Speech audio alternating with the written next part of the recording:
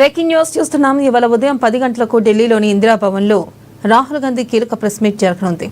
Vote చోరీపై ఆయన పోరాటం చేస్తున్న సంగతి తెలిసిందే. ఇక ఈ క్రమంలోనే ఆయన ఇటీవల హైడ్రోజన్ బాంబును బహిరంగం చేస్తానంటూ ప్రకటన చేశారు. ఇక ఈ రోజు జరగబోయే ప్రెస్ మీట్లో రాహుల్ చెప్పిన హైడ్రోజన్ బాంబును బహిరంగం చేస్తారా అంటూ అనుమానాలు వెల్లువెత్తుతున్నాయి. ఈ రోజు జరగబోయే ప్రెస్ మీట్లో ఏం చెప్పబోతున్నారంటూ అందరిలో ఉత్కంఠ నెలకొంది. ఇక దీనిపై మరింత సమాచారాన్ని మా సీఎంఓ ప్రతినిధి రమేష్ అందిస్తారు ఫోన్ లైన్ ద్వారా. రమేష్,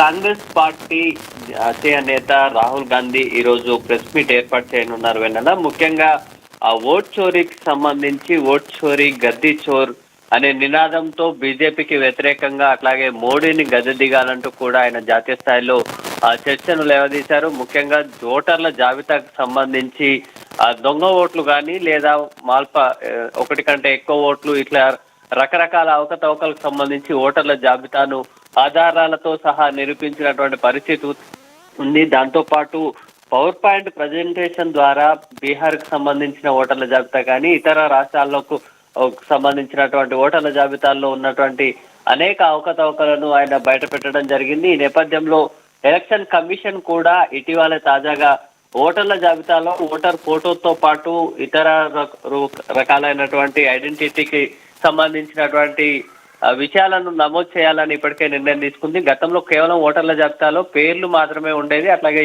ఎపిక్ ఐడి మ్యాచ్ అయ్యే విధంగా మాత్రమే చూసుకునేది. కానీ ఇప్పుడు ఓటరు ఫోటో కూడా ఆ ఓటర్ల జాబితాలో ఉండేలాగా కూడా ఈసీఐ అయితే నిర్ణయం తీసుకుంది. ఈ నేపథ్యంలో నేడు జరిగేటువంటి ప్రెస్ మీట్ లో ఏ అంశాలు మాట్లాడతారు అనేది ఆసక్తిగా మారినటువంటి పరిస్థితి ఉంది. వెన్నెల.